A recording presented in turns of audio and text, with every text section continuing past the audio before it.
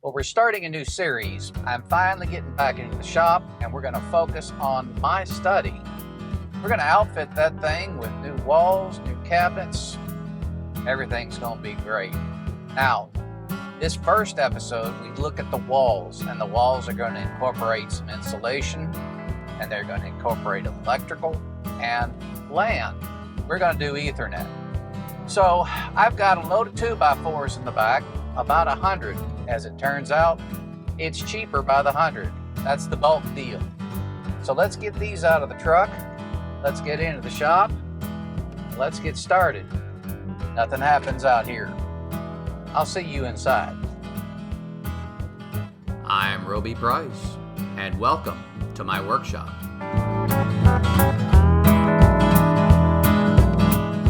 Office space. Holding up the walls.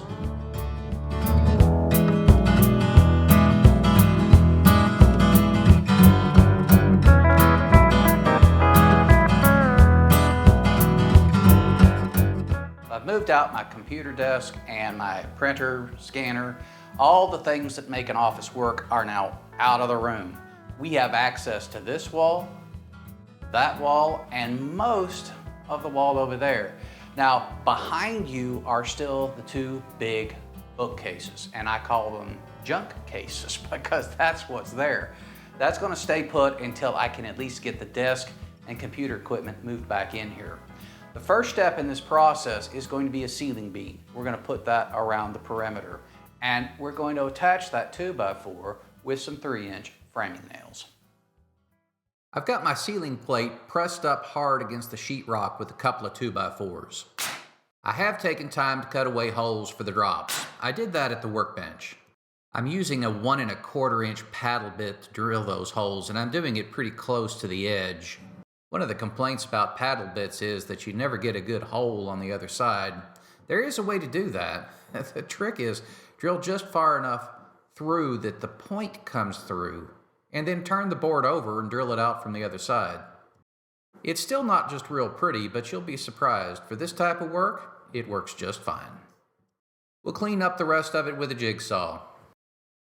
Well, the old blue board has to go. The only reason I'm showing this is because I thought my demolition technique was unique. Yes, that's a flat face shovel. The next step in this process is to get the bottom plates in place. Now I'm sitting down, I have pre-drilled these boards, and the next step is to take my hammer drill, go through the hole that is here, and just tap it, because all I want to do is to make a mark, and then I'll remove the board, drill it all the way through. Once that's done, then we can put our tap cons in place.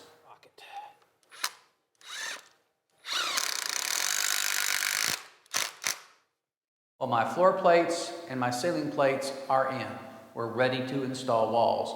Now, just last scene, you looked at this room, and I was over on the far side working this way. And there was furniture, there was cabinetry, chairs, and I was rearranging that to try to get to the walls where I needed to. That wasn't working. And enough frustration developed that I just decided to move it all out. We are completely empty. And that's going to make it easier to work in here. So where are we going to start? We're going to start right here in this corner. And there is a reason. I want to get a good game plan, well managed and honed before I start attacking this wall right here. We have insulation over there. So that's the reason. We will have electrical and LAN outlets all along this wall, and I want to start here and work that way and then make my connections when I get to the center. So this is where we're going to start. Let me show you what it's going to look like. Well, we're going to have cabinets running all across this wall, and they're going to turn the corner over there as well. Now, cabinet height, we're running at about 36 inches. That's right about here. It seems low, but it's not. And the uppers actually start 18 inches above that. This right here. Now, it seems like it's low, but you're standing about this far away because you've got 24 inches on your cabinets, which pushes you away from the shelves above. So this strip from here to here, that's all the more we're going to see of this wall if I take these uppers and go all the way to the top, which is my preference because I want the storage. Now, looking from here to here, that's the only place I need my cabinet grade plywood. I don't need it down here, and I certainly don't need it up there. So what I'm going to do, when we frame this all up, we're going to have a strip, 24 inches. I'll give myself some room on 3 inches on top and on bottom, and I'll skid it down that way. We'll put more plywood on this wall. It's just not going to be high quality plywood. If you're going to have walls, you got to have studs. I could have bought 10-foot long studs, but the price difference between that and 8 feet was very high. So we're going to splice our boards. After all, I've got plenty of them. We will periodically measure as we move around the room, but I just wanted to show you one thing in this picture, and that's over here. All my extensions have a 1 1/4 inch hole drilled through, and that is to accommodate the LAN and the electrical. Well, this is the configuration that I'm going for, and I like it. I've got 24-inch centers, but with the plywood sheathing, I don't need more than that. There's plenty of structure here to support any cabinets that I would hang off of this. Now, I am using this green board right here to help square this up, and the green board is square coming from the factory, and that really helps with the layout. So when you do this sort of thing, keep that in mind. A extra sheet of plywood or a green board or whatever you've got will really save you some time with regards to organizing this stuff. Now this panel is square on the 2x4 over here, so I feel comfortable with what's going on. Also note, the plywood is 48.5 inches long. This is good stuff.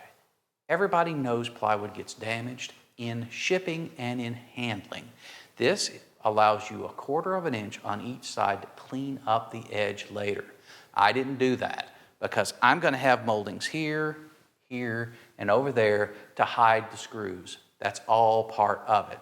Now, I have a floor plate right there. That will go over the edge about 3/4 inch, and that gives me something to nail off on the floor plate.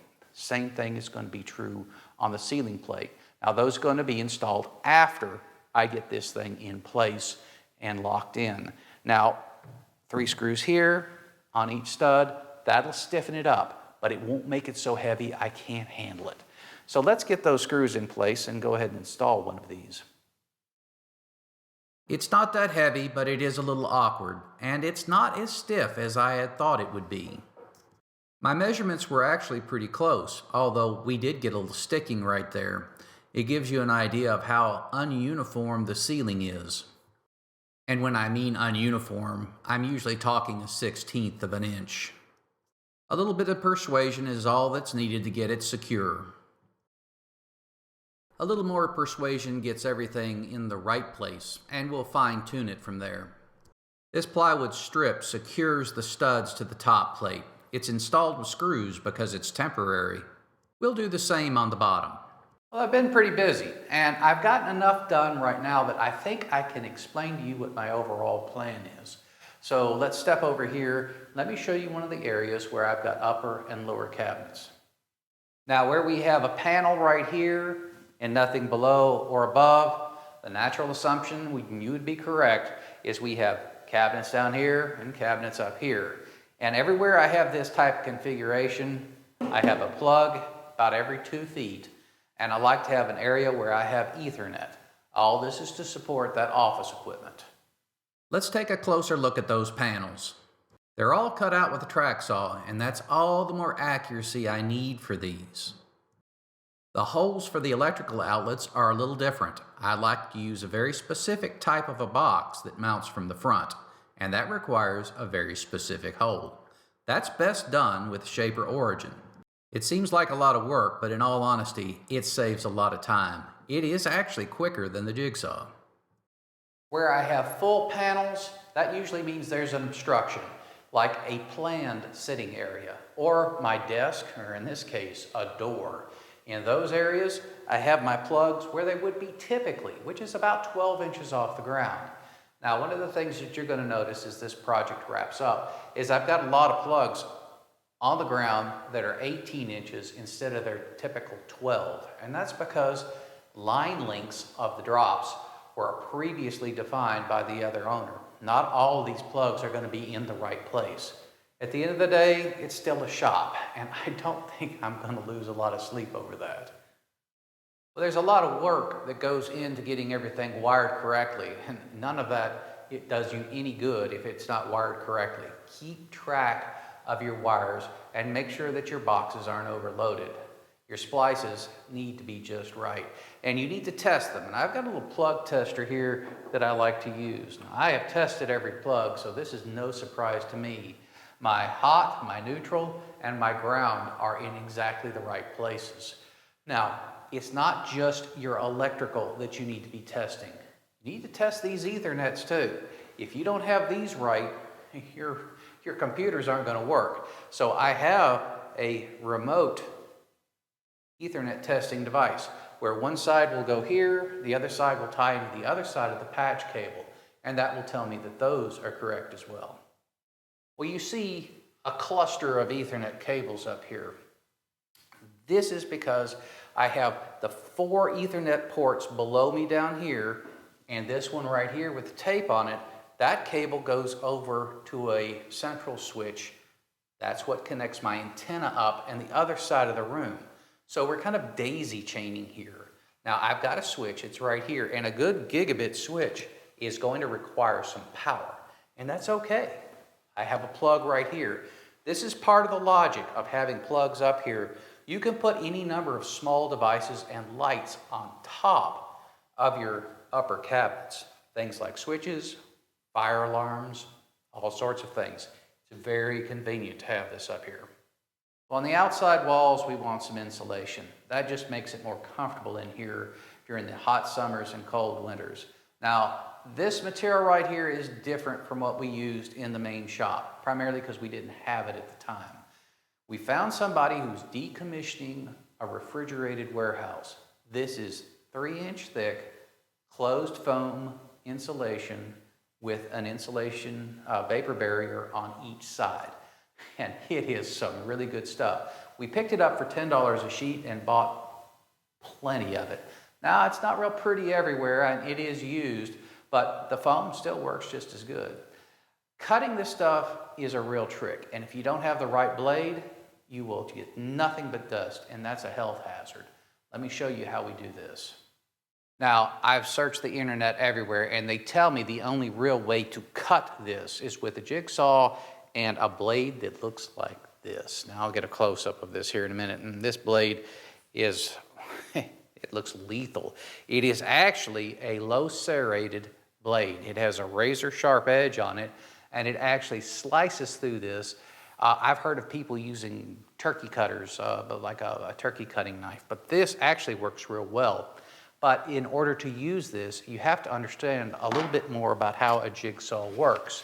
If you're cutting thin material, you don't see this too much. But if you're cutting thick material, you've got to consider that you steer a jigsaw from back here. You don't steer the jigsaw up here. You don't turn it, you just kind of guide it.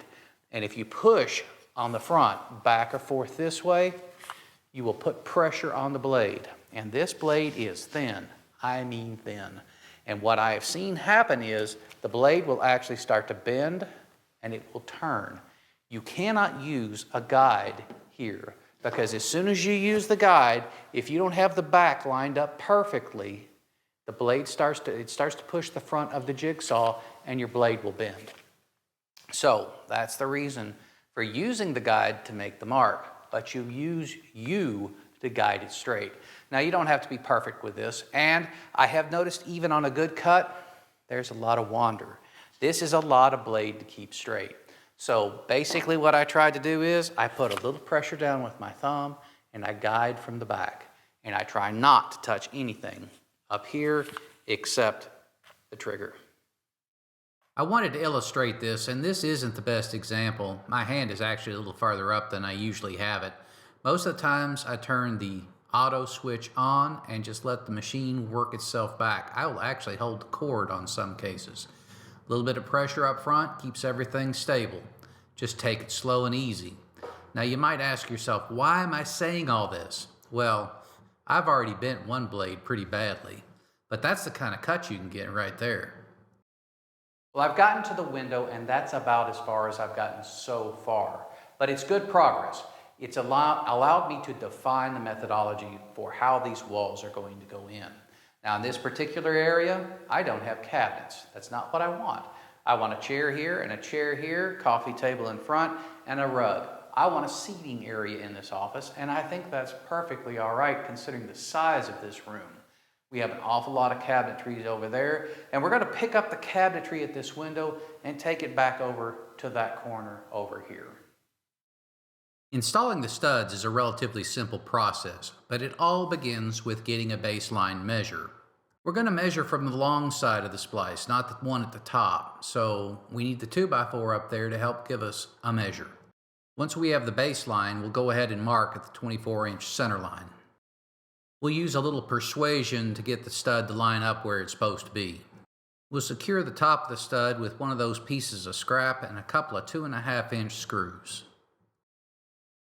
In truth, I think you could probably eyeball it, but, you might as well get it right.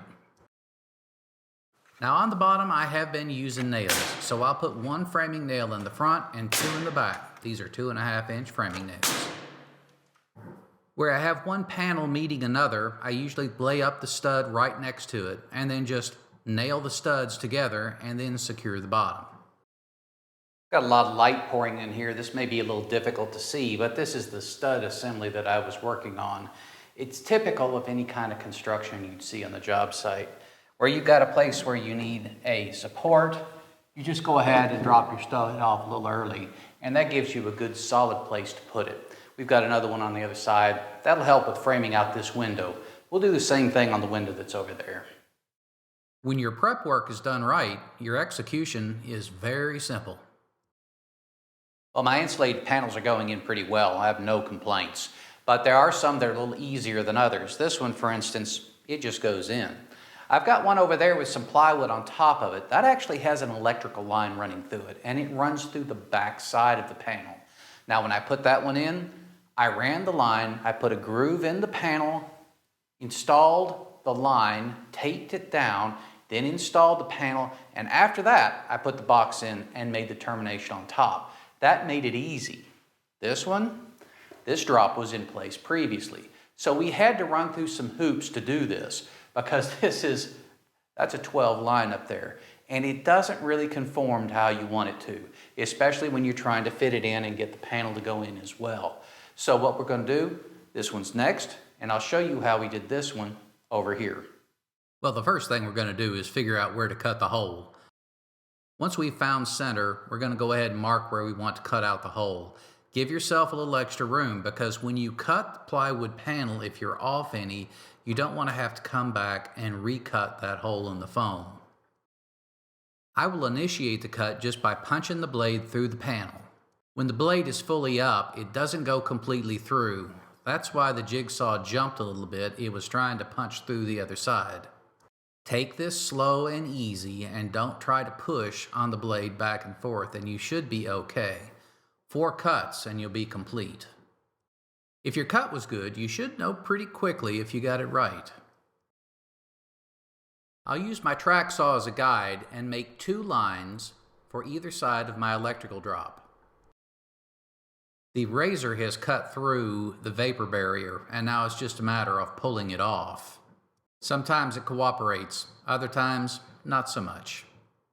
Now for the messy part, and yes, I'm using a chisel to plow out a groove.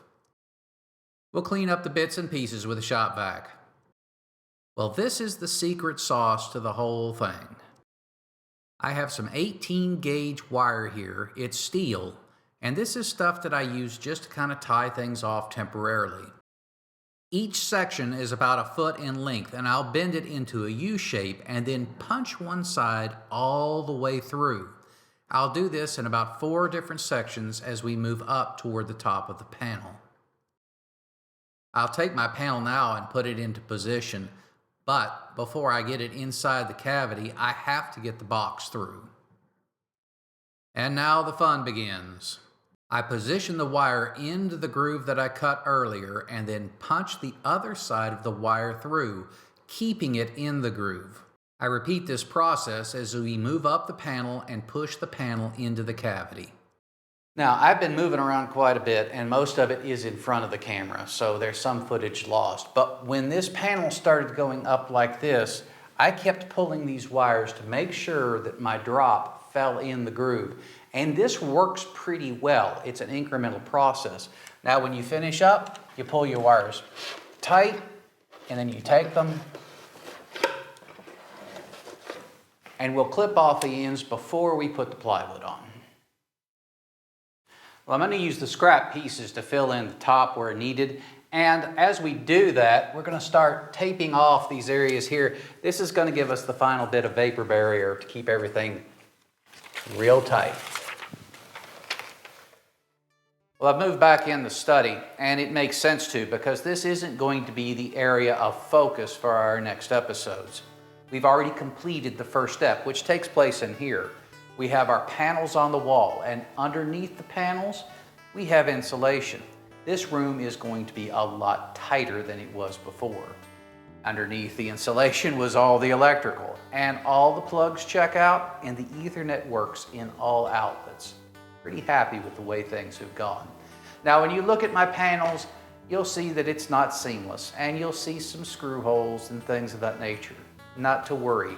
There's a pretty good trim package that's going to come with this shop. So I'm not concerned, and you don't need to be either. Now, we have a lot of cabinetry to put in. And if you look behind me, you can get a good idea of my idea on where those cabinets are going to go. It's going to be pretty extensive, and that's what we're going to be working on next.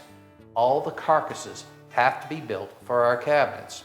So I'm going to take a little time to get a bill of materials worked up here. But the next time, we'll be working on cabinets, and I hope you'll join me there in Roby's workshop.